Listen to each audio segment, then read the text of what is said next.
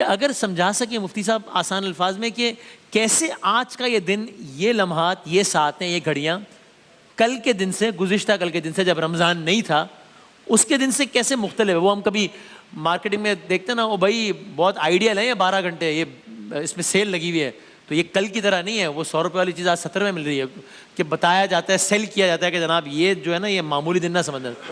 کیسے یہ آج کا دن اگلے 30-29 دنوں تک مختلف ہے پچھلے ایام سے؟ کیا ایسا خاص اگر سمجھا سکتے؟ بسم اللہ الرحمن الرحیم۔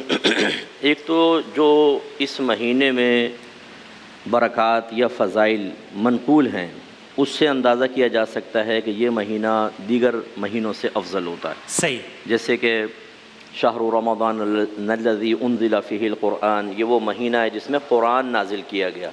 11 مہینوں کے نہیں، اللہ تعالیٰ نے اس مہینے کا انتخاب فرمایا کہ لوح محفوظ سے آسمان دنیا پر قرآن کا نزول ہوا۔ یہ خاص طور پہ رمضان کا نزول قرآن کے ساتھ ذکر کرنا ہی اس کی اہمیت کو واضح کرتا ہے۔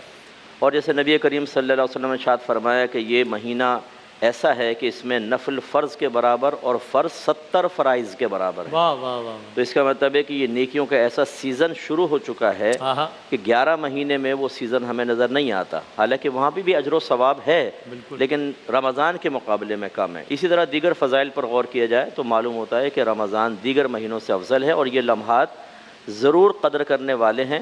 اور نبی کریم نے فرمایا جو اس مہینے کی برکات سے محروم رہا وہ واقعی محروم رہا، تو اس لیے اس مہینے میں خاص طور پر اہتمام کرنا چاہیے۔ کیا کہہ رہے ہیں مفتی صاحب؟ یہ آج کے اس خاکے کی طرف آتے ہوئے بھی کہ حسن سلوک اور پھر والدین سے حسن سلوک، بطور مجموعی بھی اچھے اخلاق کے ساتھ پیش آنا اپنے ماتحتوں سے، والدین تو کہاں بات چلے گی، یہ مطلب صرف ایک اخلاقی فریضہ ہے کہ بھائی اچھی بات ہے، اچھی ایتھکس ہیں، یعنی ایک مذہبی فریضہ ہے باقی عبادات کی طرح، اس کا بھی ایک حکم ہے، فرض ہے؟ نہیں بالکل ہے، بلکہ نبی کریم صلی اللہ علیہ وسلم نے فرمایا کہ کلکم راعٍ وکلکم مسئول عن رعیتہ، تم میں سے ہر شخص نگہبان ہے، اس سے اس کے ماتحت کے بارے میں کویسچن ہوگا۔ پھر تفصیل بیان فرمائی کہ حاکم سے اس کی رعایا کے بارے میں ہوگا، پولیٹیشنز اس کے لیے تیار ہیں، اور مرد سے اس کے بیوی بچوں کے بارے میں سوال ہوگا، عورت سے اس کے گھر والوں، حتیٰ کہ نوکر سے بھی سوال ہوگا کہ اس نے اپنے مالک کے مال میں خیانت تو نہیں کی ہے، کیونکہ وہ اس کے انڈر رہتا ہے۔ اس طریقے سے ہر شخص مکلف ہے اس بات کا کہ وہ اپنے ماتحت کے بارے میں خوفزدہ رہے۔ اسی لیے حضرت دیکھیں، حضرت انس بن مالک رضی اللہ تعالیٰ عنہ کہتے ہیں کہ میں نے 10 سال نبی کریم صلی اللہ علیہ وسلم کی خدمت کی لیکن آپ نے مجھے کبھی بھی نہیں ڈانٹا، اور اگر کوئی کام خراب ہوا بھی اور گھر والوں نے کچھ کہنا چاہا تو نبی کریم صلی اللہ علیہ وسلم ان کو روک دیا کرتے تھے اور فرماتے کہ اگر اللہ نے اس کی قسمت میں یہ نہ لکھا ہوتا تو یہ ایسا کرتا ہی کیوں۔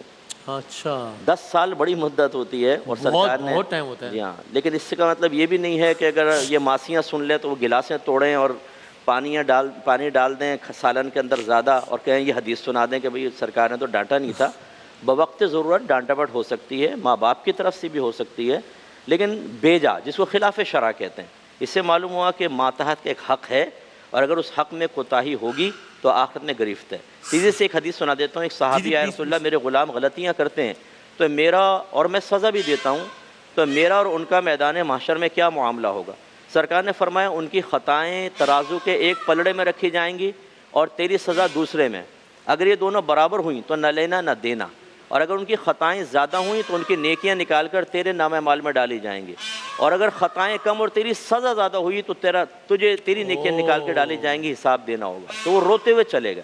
اس کا مطلب یہ کہ ہر اپر لیول پر جو شخص ہے اسے اپنے ماتحت کے بارے میں سوچنا چاہیے۔ وہ واقعہ بھی مطلب معتبر سند سے ہے کہ آپ سرکار دو عالم کے کسی ایک غلام کی خطا سے آپ کا بیٹا جو ہے اس کو نقصان پہنچا، تکلیف پہنچی، پھر بھی آپ نے جو ہے ایسی کوئی روایت میرے ذہن میں نہیں ہے۔ ٹھیک ہے، میں نے اسی لیے میں نے کہا ٹھیک۔ اور ایک دو جملے بطور خاص والدین سے اس سے سلوک کے عنوان سے بھی فرما دیجیے گا، پھر ہم آگے۔ دیکھیں، والدین جو ہیں وہ ہماری جنت یا دوزخ ہیں۔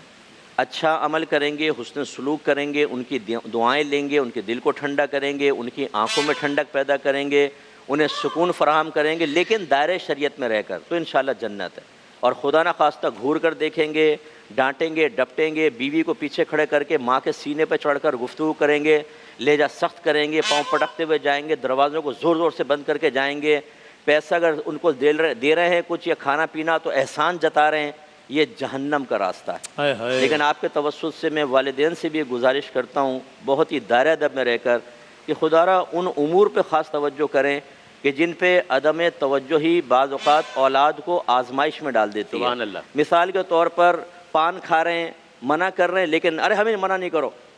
شوگر ہے لیکن دبا کے میٹھا کھا رہے ہیں، توجہ نہیں کر رہے، پھر ایک دم کومے میں چلے گئے، ایک دم بیمار ہو گئے، ICU میں چلے گئے، پھر بچوں کی ساری لائف ڈسٹرب ہوئی. انہیں یقینی سی بات ہے سعادت کی باتیں کرنا چاہیے، لیکن اگر والدین کھانے پینے میں احتیاط کریں، میڈیسن وقت کے اوپر لیں، تھوڑی بہت ایکسرسائز کریں، غلط چیزوں کو ایوائڈ کریں، تو بچوں کے لیے بھی کم آزمائش رہے گی اور وہ خوش دلی سے احسن طریقے سے اس موجودہ دور کی مصروف ترین زندگی میں اچھے انداز سے خدمت کر سکیں. کیا بات ہے، زبردست. سبحان اللہ، سبحان اللہ.